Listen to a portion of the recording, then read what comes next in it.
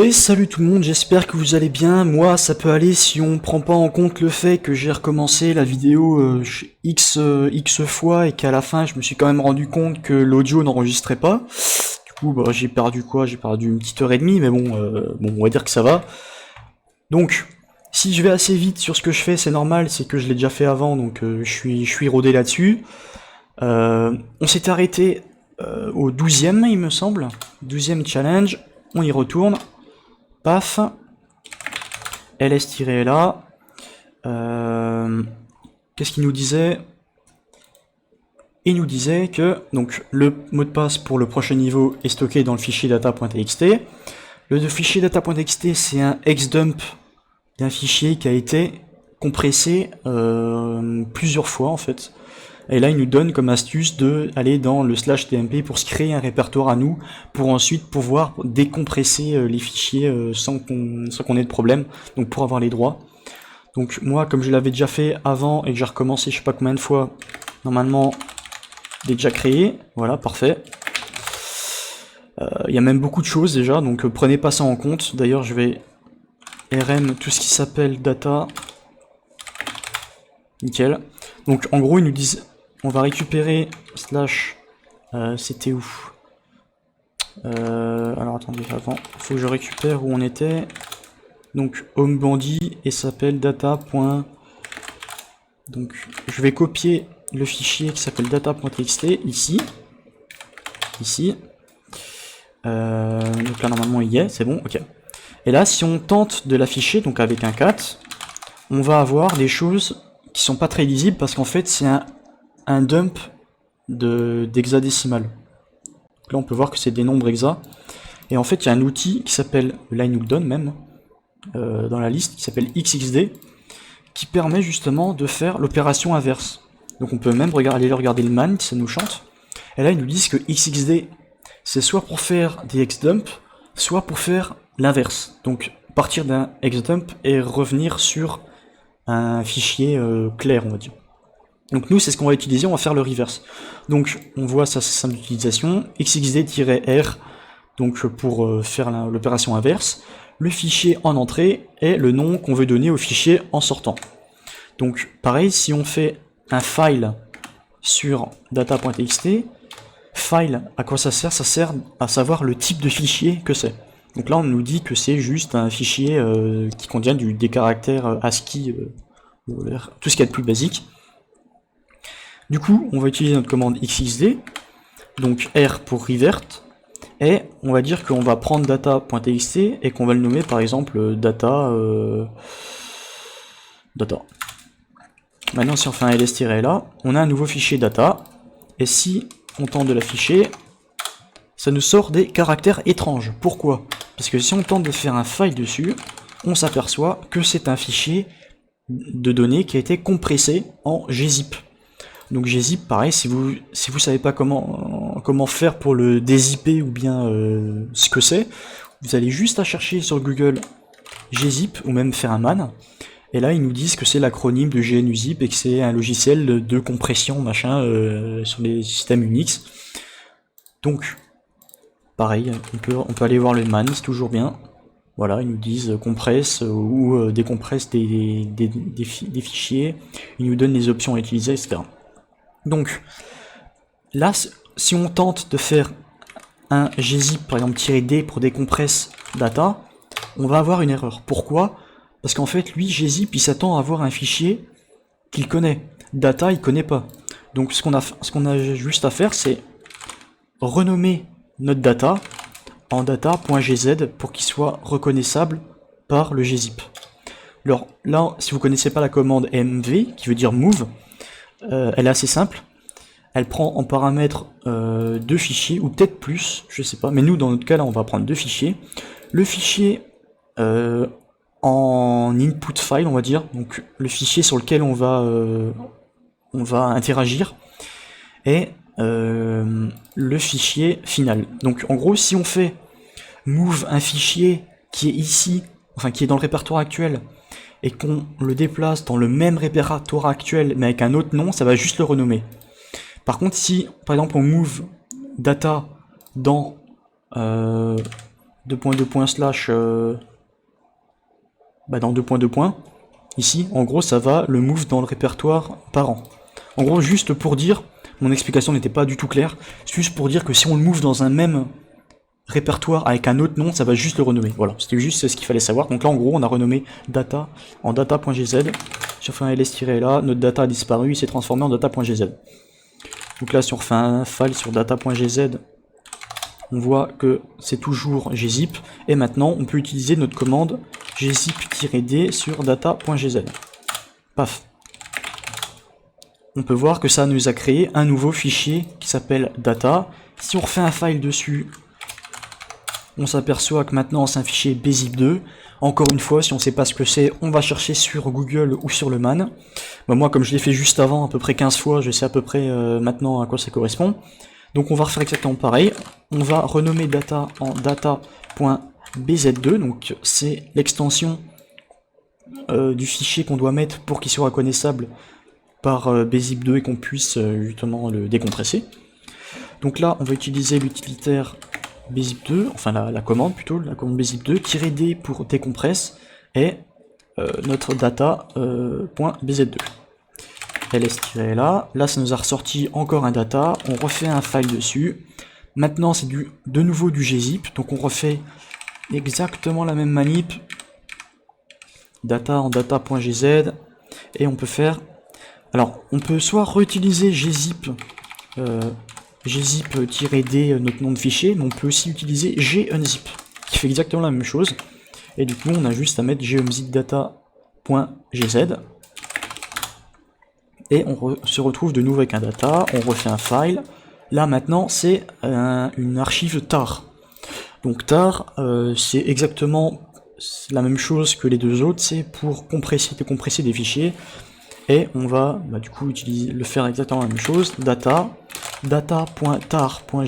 c'est l'extension qu'il faut pour qu'il soit reconnu par la commande. Voilà. Et maintenant on va décompresser ça. Donc on utilise la commande tar. Et avec plusieurs options, donc X extract, V verbose pour avoir plus d'informations, et F pour spécifier le nom du fichier. Nous c'est .tar.gz, paf, il nous indique qu'il a décompressé et qu'il s'appelle maintenant data5.bin. File, de nouveau une archive tar, je vais vérifier quand même, mais oui c'est ça, donc on va de nouveau le renommer de data5 en data5.tar.gz, on refait exactement la commande dessus, xvf, non c'est data5, hop, ça nous a sorti un data6.bin, donc c'est assez redondant, c'est pour nous apprendre à décompresser des fichiers, et je vais vous montrer juste après un script que j'ai fait, qui permet justement de faire tout ça de façon automatisée, parce que là, on va voir qu'on l'aura fait quoi, peut-être une dizaine de fois, c'est assez long. Imaginez si jamais un fichier avait été compressé plusieurs centaines de fois, ou plusieurs milliers de fois, plusieurs millions de fois. Là, ça va tout faire automatiquement avec notre script, ça va être beaucoup mieux.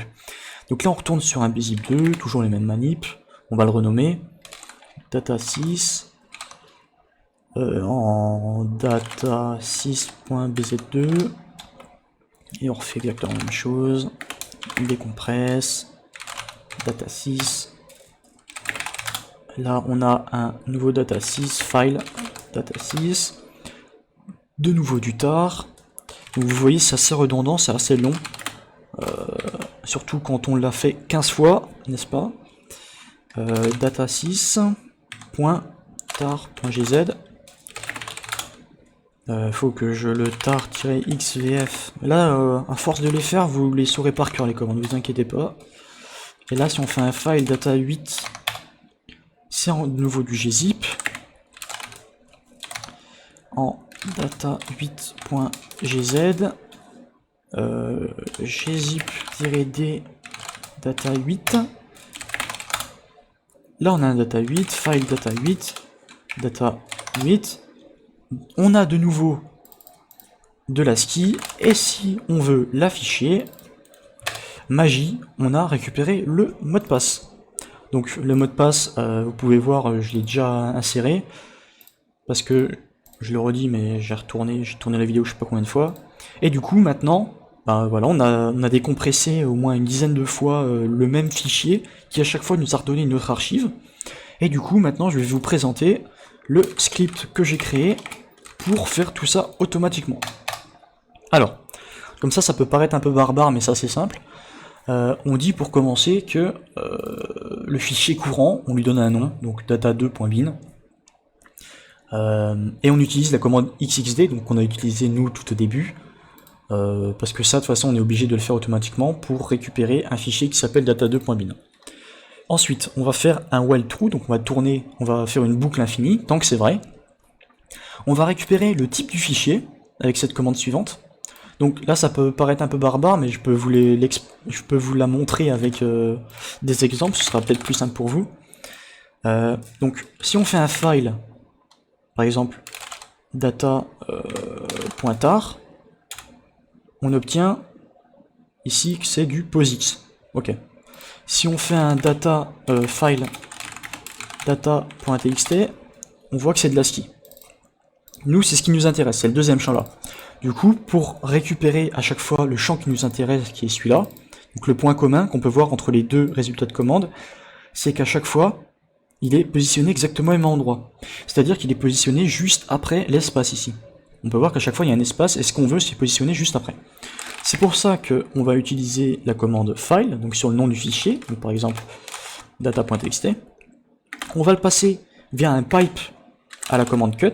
Donc en gros, le pipe, ça veut dire que le résultat de la commande là, donc ça, on va le passer à une autre commande en entrée.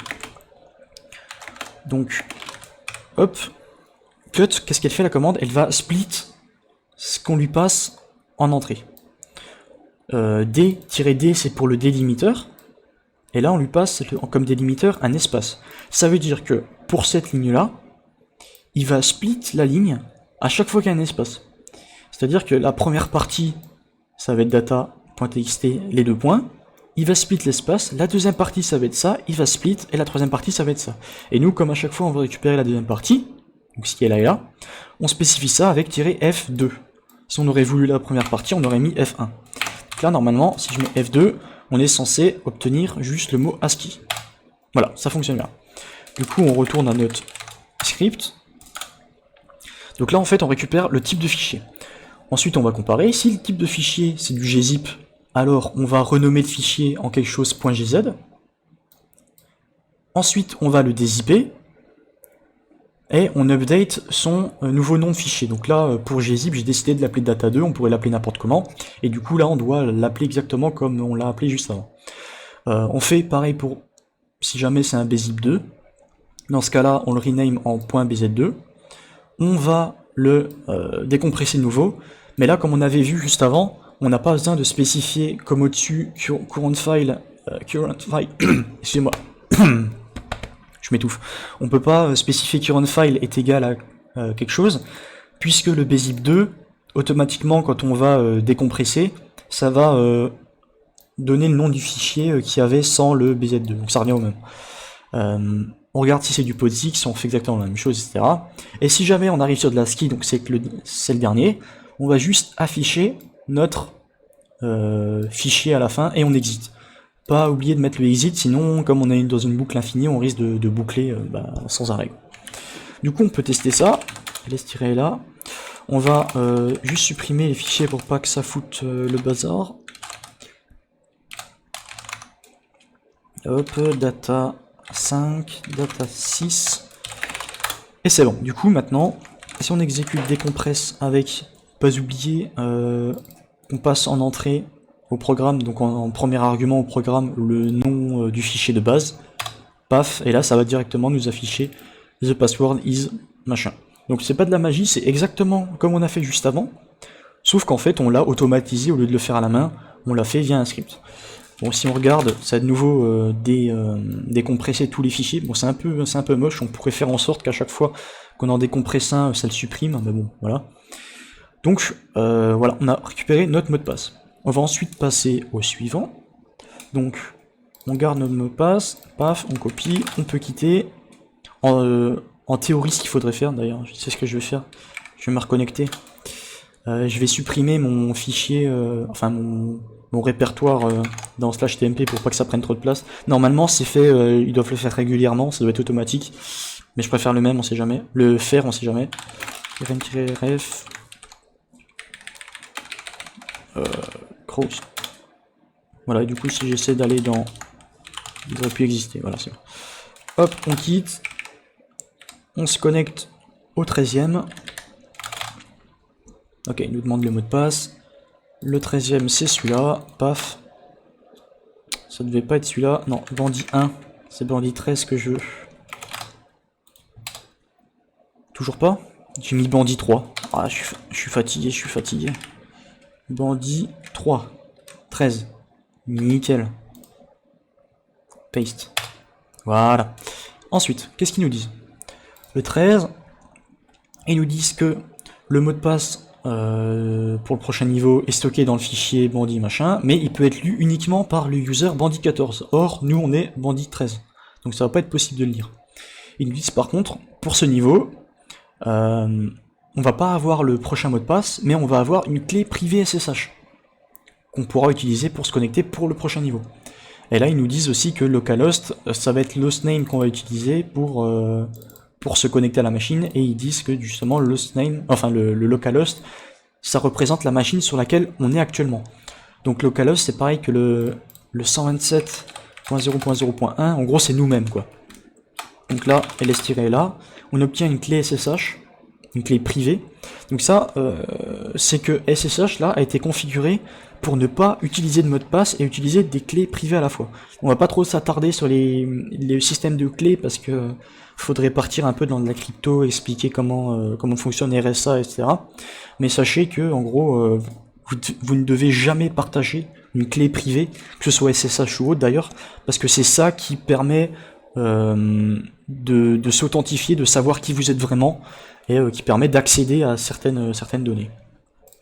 Donc là on va utiliser SSH, le nom d'utilisateur, donc on dit 14, donc localhost pour l'autre, parce qu'on est directement sur la machine, et on va spécifier la clé privée à utiliser pour se connecter à l'impasse d'un mot de passe, et pour ce faire on utilise -i, l'option i, et on donne notre clé privée. Là on accepte, paf, et on est connecté, sans avoir besoin de mettre de mot de passe, parce qu'on a utilisé la clé privée SSH. Ensuite, paf, le 14. Là ils nous disent que le password pour le prochain niveau peut être récupéré en donnant le mot de passe de l'utilisateur courant au port 30 000 du localhost. Alors, là ça paraît un peu flou. Déjà, on retourne avant pour récupérer où était le chemin vers le fichier dans lequel se trouve le mot de passe. Maintenant, quand on est bandit 14, on peut lire le fichier de mot de passe bandit 14. On peut l'afficher. Ok, on a celui-là. Donc ça maintenant, ce qu'on a récupéré, donc le mot de passe courant, il va falloir l'envoyer sur le port 30 000 du localhost. Pour ça, on va utiliser une commande qui s'appelle netcat, donc nc, et en gros, netcat, ça permet juste, on peut faire un man, hein, ça permet juste d'ouvrir en gros une connexion TCP. Ça peut être de l'UDP aussi, hein, avec l'option -U.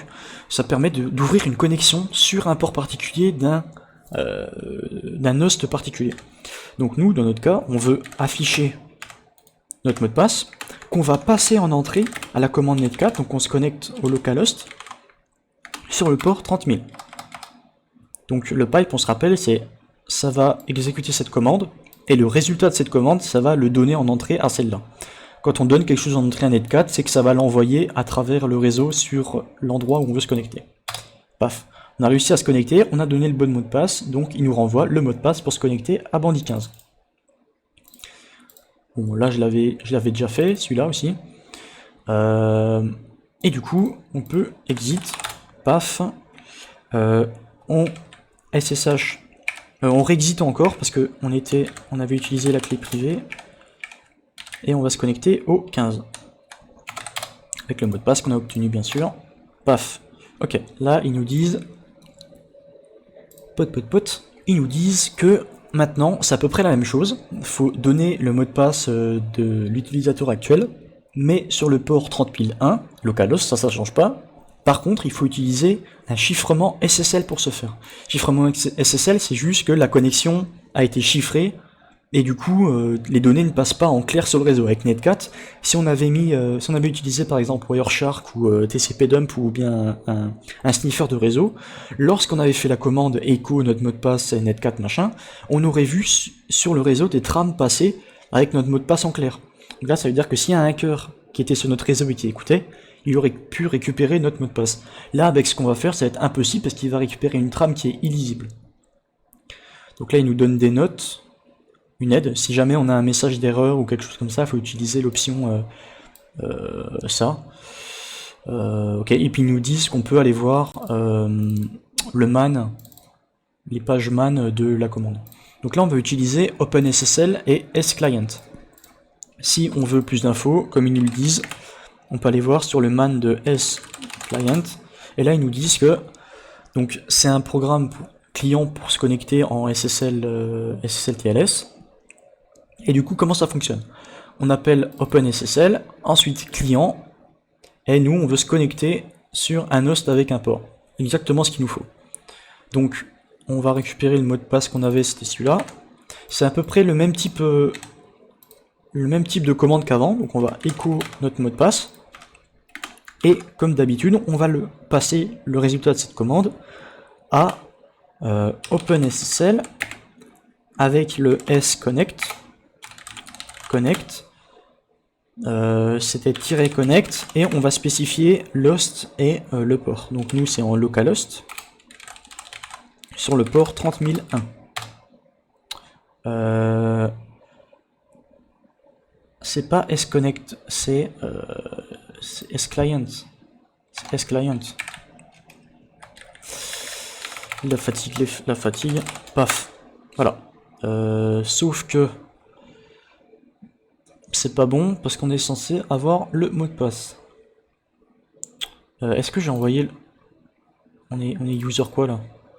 On est user 15. Connect, localhost, 30... C'est bien ça? Alors attendez, je vérifie. 30001. 30001, localhost. Submitting the password of the current level. Ouais. Je suis censé avoir... un mot de passe qui apparaît, sauf que je l'ai pas. Pourquoi? OpenSSL, connect. Pourquoi donc? 30001, attendez, c'est bien le bon port.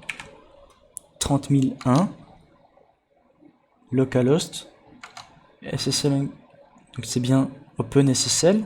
Est-ce que c'est peut-être le mot de passe, c'est pas le bon aussi? Ce serait pas celui-là quand même. Je pense pas.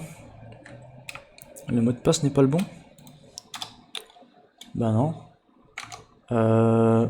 C'est peut-être ce mot de passe là du coup?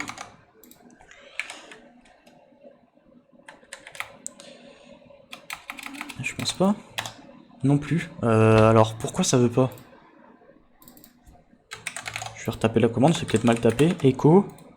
Paf. Et on va le passer à OpenSSL. sclient-connect. Attendez, est-ce que c'est le bon? Je vais aller voir. OpenSSL sclient. Non, c'était celui-là. À moins que ce soit... Si, c'était bien localhost enfin, 2 points... connect hostname 2 points port. Ouais, c'est ça. Connect, hostname c'est bien le localhost, 2 points port 30001. Est-ce qu'il faudrait pas mettre derrière le fameux IGN end of file? Ok, c'était juste ça qu'il fallait rajouter. Du coup, voilà, on a notre... Je sais pas ça, vraiment à quoi ça correspond.